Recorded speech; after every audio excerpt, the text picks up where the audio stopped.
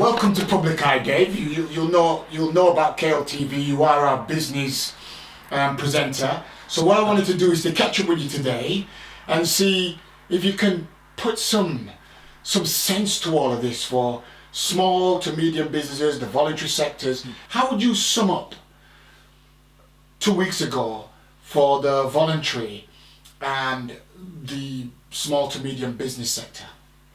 Well, the culture of it. Yeah, if you think back to where we were, it's like a different time capsule. It was like in a time capsule, isn't it? It's a completely different world we were in then. Yeah. And I think you can say that all organisations, irrespective of size or sector, will literally fall into three camps. You've got the first camp that were actually more strategically aware, could see what was happening in China, could see the uncertainty, could realise that maybe we were going to get locked down. This wasn't going to go away. This was serious, a real game changer, and they put plans in place to make that happen. They got the technology, they got their people working from home. They effectively went through that contingency planning to get it to work. Then you've got a different class of organisation and leader who sort of were in complete denial about it. They were saying, it's no worse than flu, it'll be over in a couple of weeks. Even President Trump was saying it'd be over by Easter. Yeah. And you've got organisations like that were in complete denial, doing no preparation at all, and effectively were sort of putting their employees at risk and almost had a mandate that we're not going to work from home, we're not going to do anything about it. Let's ignore it. And then you've got a third camp of followers that were sort of going one way or the other, weren't right sure what to do. Saw people preparing, saw other people not preparing, made their own decision as to what they were going to do, and probably didn't do anything effectively.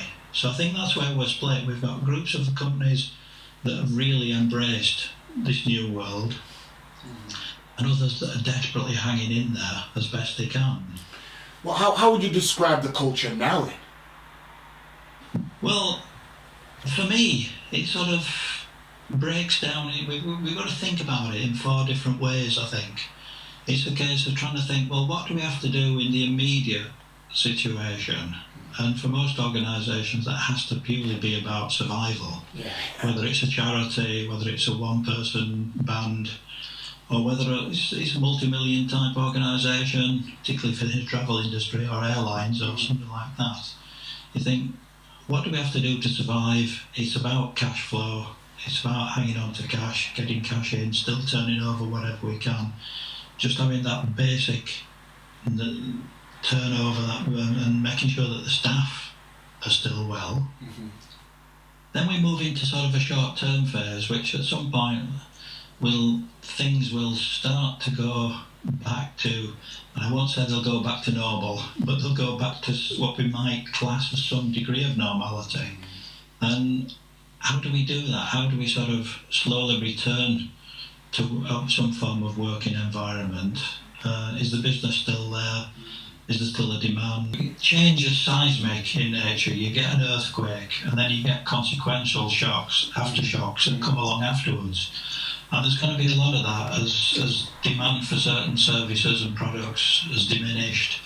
Other organisations maybe survive the immediate and the short term, but then they struggle in that medium phase. And longer term as well, then we're going to start thinking, the organisations starting to plan about, well, what businesses are we really in? What sectors? The charity sector, there'll be a lot of new needs come up and new services have to be provided, and a lot of the existing providers will be about or won't be about. There's so much uncertainty there. Yeah. So we've got to look at it from an organisation context in those sort of four ways. David, always a pleasure to speak to you, and thank you very much. And can I come back to you probably next week towards the end if you've got any little bits of bobs to share with us, and we'll get it out there to the local public? Absolutely, I'm not going anywhere apart from the garage. All right, well, thank you very much, David, and Been a God pleasure. bless you. Thanks, Milton. See you soon. Bye-bye. Bye.